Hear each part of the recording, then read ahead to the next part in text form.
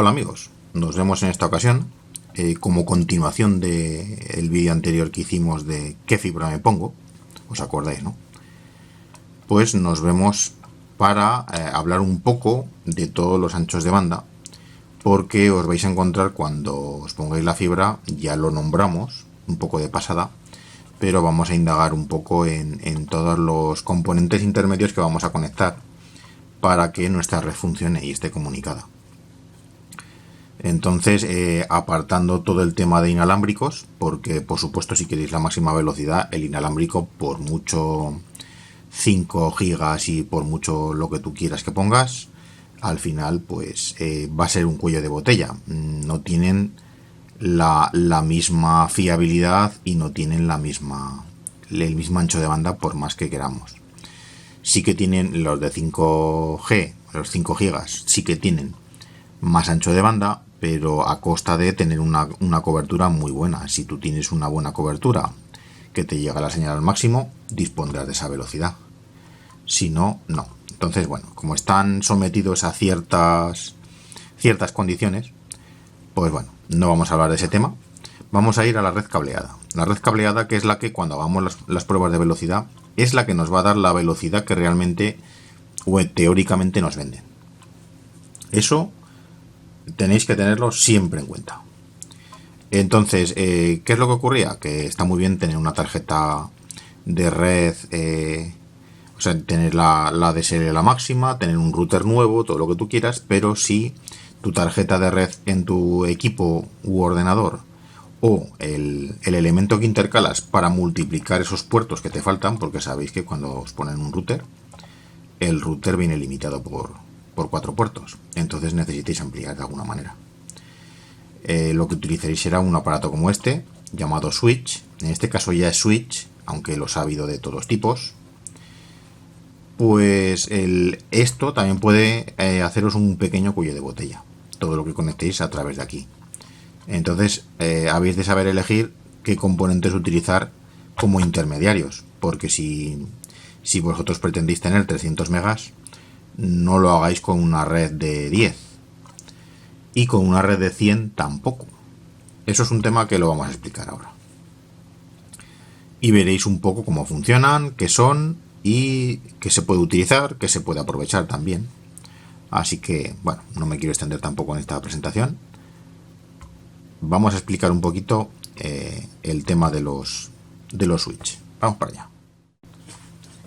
Bueno, retomando el tema, que sepáis que, como hemos comentado, pues a la hora de contratar una de 300 o demás, tener en cuenta este tipo de dilemas. Una de las cosas que hay que tener en cuenta, primero, el tema de las velocidades, el router tiene que estar preparado. Ya no solo tiene que estar preparado externamente a través de la línea de fibra que tenga que electrónicamente, internamente, sí que tenga ese ancho de banda, para que a través de la fibra lo tiene. Lo que te entregan por la fibra, normalmente también, está claro, tiene muchísima capacidad de velocidad, pero tu aparato tiene que tener ese ancho de banda para que no genere un cuello de botella.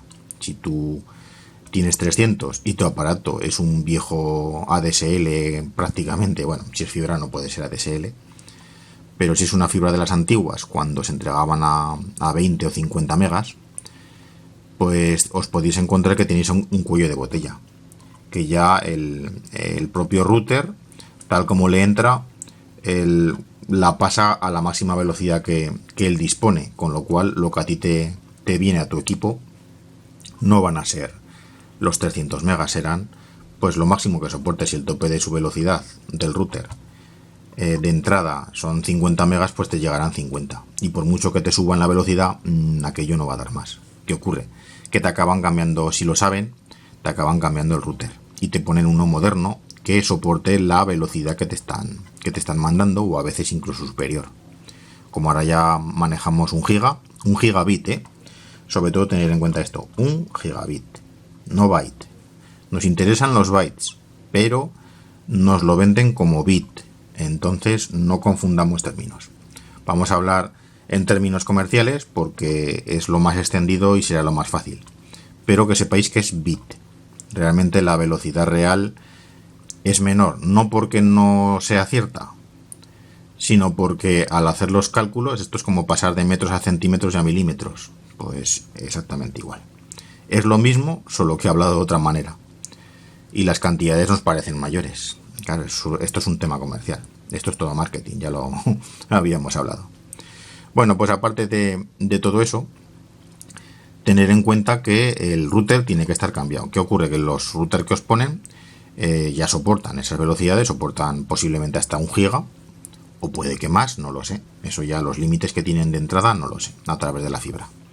Pero luego, a lo que llegan a su salida, esto vamos a suponer que es un router, esto es un switch, esto no tiene capacidad de nada, esto simplemente es un ladrón de puertos. Pero para que os hagáis una idea, a lo que sería la salida, que estos son todos salidas, estos son entradas-salidas, pero me refiero, si os viene por ejemplo un conector de fibra, porque ahora ya vienen con la fibra incorporada, metes la fibra, que es la entrada, y por aquí sacas todos los puertos.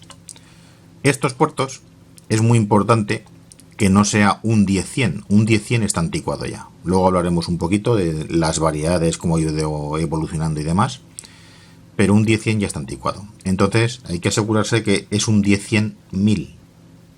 Soporta todos los formatos, pero llega hasta un máximo de 1000, que eso sería el giga. 1000, siempre hablamos de 1000 megabits.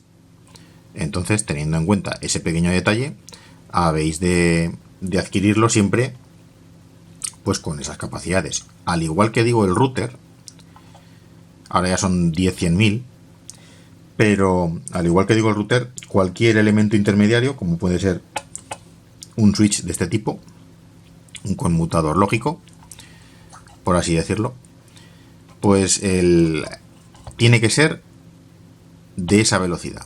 Porque si ahora colocáis, el router es hasta 1000 y colocáis equipos con un switch de este tipo, este es 10-100, conectado a 100, ¿qué es lo que ocurrirá?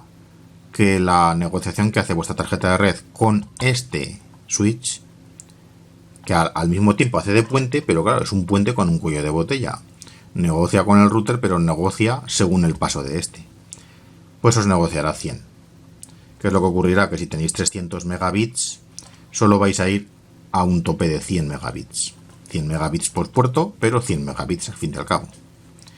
Entonces os va a suponer ese pequeño problema. Os vais a dar pues 100 veces contra la pared de cabezazos, pues porque no sabéis cuál es el motivo por el que tú pagas 300 y no te llegan 100. Pues estos son detalles que hay que tenerlos muy en cuenta. Entonces aseguraos de que estos 10-100 que están anticuados ya no funcionan. Os pueden ser útiles porque no necesitéis velocidad en algún punto, en alguna zona o en algún ordenador porque, pues bueno, no lo necesitáis. Vale, os puede venir bien. Pero tener en cuenta pues que si queréis la máxima velocidad necesitáis cable y que todos los elementos sean mínimo de 1000, que lleguen hasta un máximo de 1000 para poder disfrutar de ese giga que nos venden ahora, de ese giga y bueno, y de los 300. Es que al final, como el 10-100 ya no cubre ni siquiera los 300 megas, pues si tenéis un 300 necesitaréis un 1000 para que os soporte sobradamente esos 300. Entonces eso tenerlo en cuenta. También ocurre una cosa, y es que ahora ya no, son más automáticos y a lo mejor eso ya no ocurre. Antiguamente, como no eran tan automáticos los switch y los routers y demás, ¿qué es lo que ocurría? Que si tú conectabas un equipo con una tarjeta de red o un switch de 10 megaciclos en una red de 100, ¿qué ocurría? Que toda la red se reconvertía a 10 al mínimo. Ahora suelen ser más automáticos y suelen respetar esas velocidades, y cuando conectéis un equipo antiguo de 100, si lo conectáis a una 1000, no te va a bajar la red a 1000, o sea a 100, sino que el que funciona a 100 lo respetará a 100 porque no tendrá más, su tarjeta de red ya no soporta más, y sin embargo el que vaya a 1000 pues será capaz de hacer 1000. ¿Qué ocurrirá? Que cuando tú hagas transferencias de un equipo que va con tarjeta a 1000 con un equipo de 100, está claro que ahí va a haber un choque. Es decir, como no lo va a haber, al final, como no lo va a haber, automáticamente se van a adaptar las velocidades a la mínima para que la comunicación pueda ser correcta. Si no, habría fallos y ahí no habría comunicación, habría todo errores. Entonces, ¿qué es lo que ocurre? Que eso, tenerlo siempre en cuenta. Cuando ese equipo comunique haga transferencias con otro equipo que vaya a 1000, si todos los canales van a 1000, pues automáticamente esa comunicación sí que irá a 1000. Estos son pequeños detalles que hay que tenerlos en cuenta. Ahora son más modernos, son muy automáticos, respetan muchas cosas, admiten de todo, pero simplemente era explicar un poco este detalle. Que cuando vosotros contratéis, pues tener en cuenta eso. Y que vuestro equipo debe tener internamente una tarjeta de red mínimo de 1000. Que sea una 10-100.000. Ahora ya las tienes de más. Tienes hasta incluso de 10 gigas. Pero eso son tarjetas ya para super servidores y cosas que de momento al público es muy raro de ver y que son más caras, está claro. Más adelante pues se abaratarán, saldrá otra mejor y se incorporarán en todos los equipos. De momento lo que suele haber siempre es de un 10-100.000, está asegurado. Ahora ya en las placas modernas de ahora está asegurado. Y bueno, después de haber hecho esta pequeña breve explicación, ahora pasaremos un poco al laboratorio informático y veremos un poquito el tema de las tarjetas, la evolución de las tarjetas y sobre todo pues cómo identificar cuando vuestro equipo está negociando una velocidad adecuada para saber si os va a llegar o no, si el problema es vuestro o el problema os viene de la fibra y os están engañando. Así que vamos al laboratorio informático y lo vemos.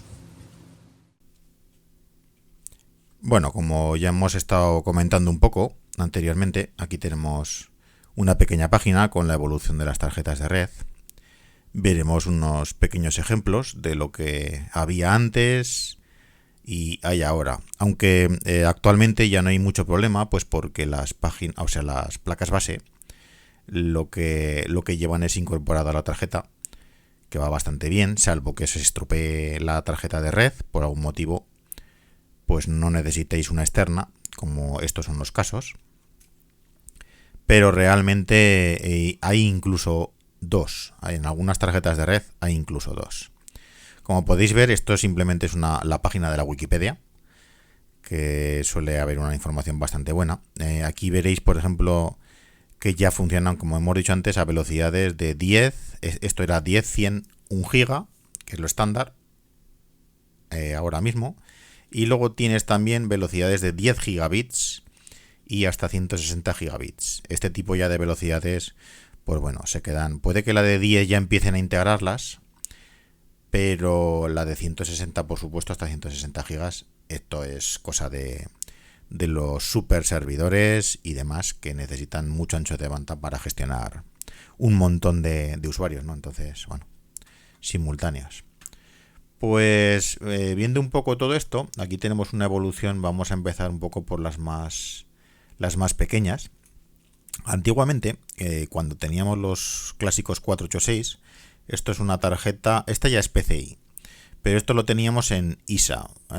Mirar, aquí hay una, sí, esta es, con RJ45 para 10 base T, vale, 10 base 2. Llevaban para RG58. Y si vemos esta foto, por ejemplo, aquí tenéis una Ethernet, la cual esto era una EPROM que llevaban por si querías arranques y demás historietas, y a veces llevaban una ficha por ahí que era la que iba a la placa base, pero bueno, lo de la EPROM no era necesaria. Esto era una memoria EPROM.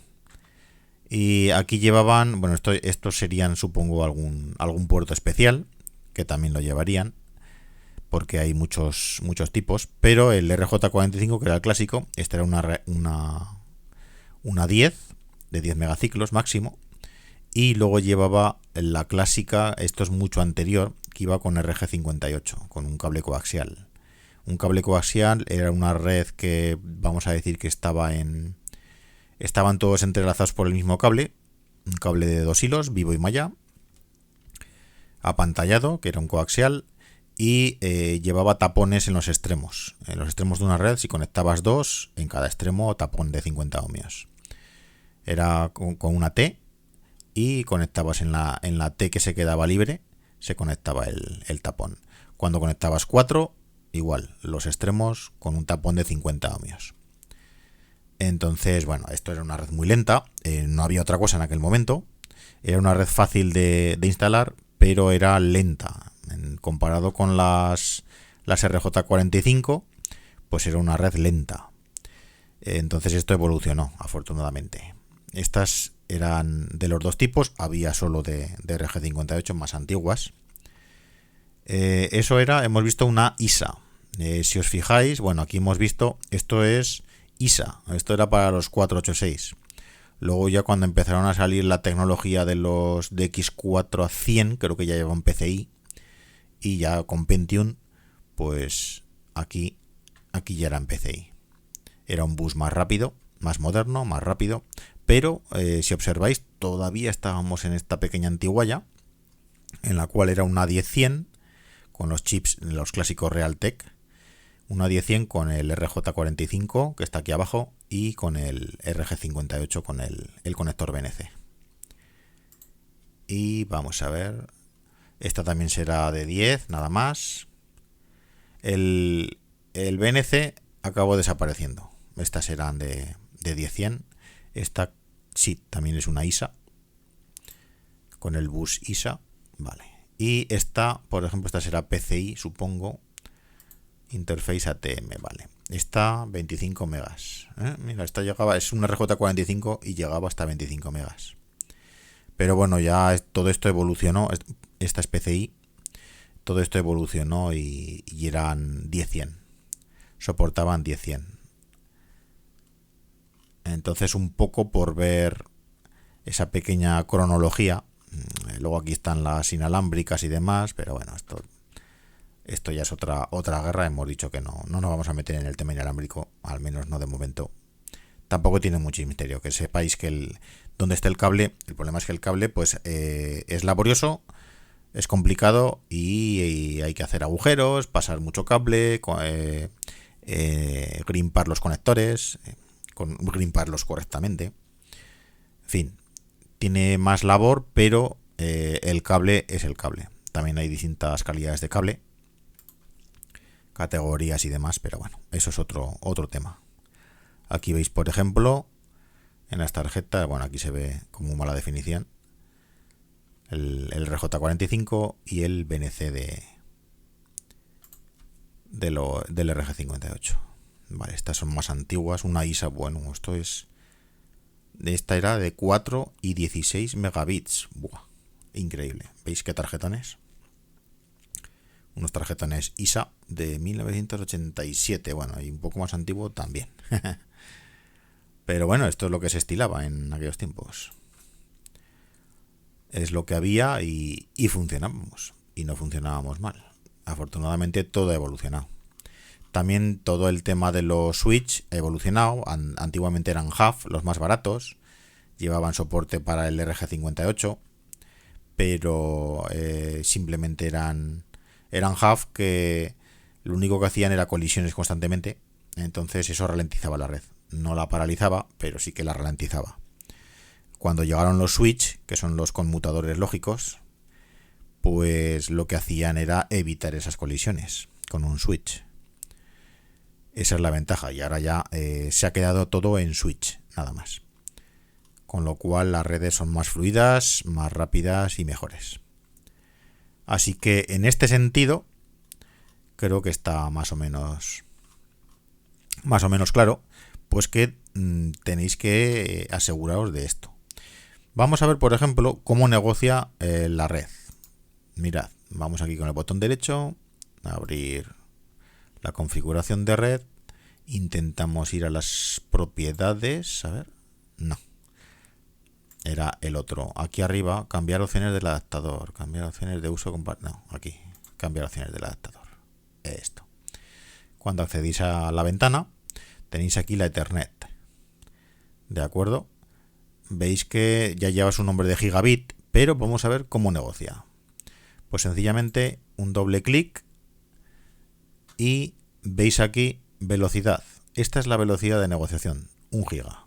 Si esto lo negocia, todo lo que tenéis entre medio está bien conectado y es el equipo adecuado. Con esto os puede garantizar hasta un giga. Ya pues podría haber problemas pues de que la fibra no llega al giga o de que las interferencias pues hacen que no pueda llegar por ese cable el giga. Aquí ya intervienen mucho las categorías de cable, ¿eh? Categorías de cable, conectores blindados para que aprovechen un cable apantallado, que esté apantallado para evitar interferencias a través del recorrido, en fin. Son muchas cosas. Normalmente los 300 van sin problema, pero el giga, pues ya conforme aumentamos de velocidad, la cosa se complica. Entonces pueden funcionar bien con un simple cable o no hacerlo. Es bueno el poner cables de calidad para asegurarse una mayor velocidad de la que usas, ¿vale? Y bueno, aquí tenemos la IP de negociación, vale, aquí ya no hay mucha información más relevante. Podéis ver también aquí la cantidad de paquetes que recibe y demás, pero bueno, a la hora de velocidades es mejor hacerlo. Vamos a dejarlo un poco aparcado, quitamos ventanas que nos sobran y podemos ir, por ejemplo, vamos a ver la red. Aquí veréis también, esto lo hemos sacado, ya sabéis cómo, botón derecho aquí abajo, administrador de tareas, y aquí nos saca la red. Os arrancará en procesos, pues paséis a rendimiento y pinchéis en la Ethernet, que es la que nos interesa ver claramente.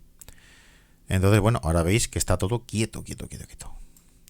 Vamos a hacer una prueba. Habíamos hecho ya una prueba anteriormente, pero la vamos a hacer otra vez ahora. Y ahora lo que haremos será iniciar la prueba de velocidad. Ahora veis que está quieto, tanto el envío de datos como la recepción está totalmente quieta. Hemos dado ya una velocidad de 291, 240 y un ping de 13. Muy importante ese ping, ese retardo. Damos al inicio. Vamos a ir viendo cómo evoluciona. ¿Veis? 300, vale. Ahora se pone a tope, 2,8 megas, 300, los picos, vale. Ahora es como es de recepción, los 317 megabits, ¿veis? Y bastante sostenido. Esto es importante, el tener todos los equipos desconectados para hacer la prueba. Cuando hay algún equipo que está absorbiendo ancho de banda, eso os va a restar en la prueba de velocidad. Entonces, es importante esto. ¿Veis? La transmisión también son simétricas. Ahora ya son fibras simétricas. Y os podéis crear un servidor perfectamente en casa. Así que ya habéis visto. Ahora ha subido un poco la velocidad. 301.97, 266. El ping se ha quedado un poco bajo.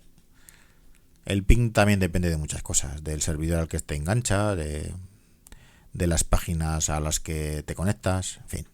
Unos tienen servidores mejores, peores.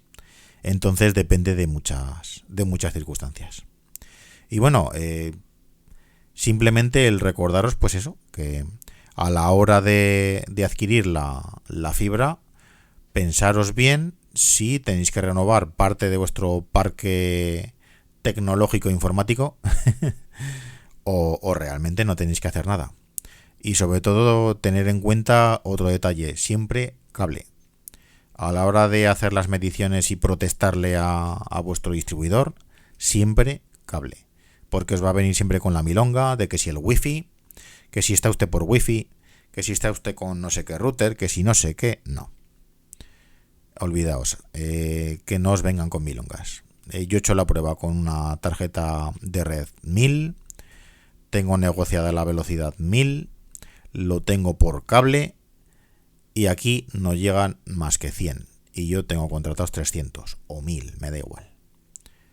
Pues que se pongan las pilas. Y si te tienen que enviar un router nuevo, te enviarán un router nuevo. De todas formas, ellos lo saben. Si tienen el histórico del router que te enviaron en un principio, está claro que saben que tu router puede estar generando un cuello de botella o no. Y si es así, si son como tienen que ser, te lo tienen que mandar. Así que Bueno, aclararos estos pequeños conceptos y que los tengáis claros, ya sabéis. Sobre todo, elegir bien vuestras tarjetas de red o las placas base, averiguad qué velocidades llevan y aseguraos de que os está negociando la velocidad correcta, como es este el caso. Ok, si os negocia 100, desde luego 300 no van a pasar. Eso ya os lo digo. La matemática en ese sentido sí que es exacta. No solo lleva el nombre, sino que lo es. Así que, venga amigos.